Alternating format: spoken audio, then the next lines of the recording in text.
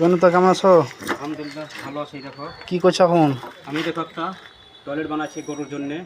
মানুষের তো টয়লেট আছে, গরুর তো টয়লেট না। এটা আচ্ছা, বানিয়ে দিই, গরুর সুবিধা হবে। হ্যাঁ, তা খুব ভালো কাজ মাথার এটা। জন্য হ্যাঁ, মাথা তো মাঠে কাটাতে পায়খানা করতে পারে না, ঘরে করবে, তার জন্য একটা হ্যাঁ, ঘরে টয়লেট বানাই।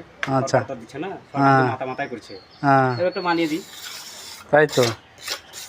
দেখো দেখো, বন্ধু, জুত করে বানায় কিন্তু, হ্যাঁ, চেষ্টা করছি যেন দর্শকে যুগ করার ভালো চেষ্টা বলতে পারে। করছি। ঠিক আছে। হ্যাঁ হ্যাঁ, এই দেখো সাদার আলীর আইডিতে লাইক টাইক শেয়ার কমেন্ট করে দিও। দেখো আমরা প্লাস্টার করছি, যদি মিস্ত্রি যদি প্রয়োজন হয় তো আমাদের এই কমেন্টে জানাবা।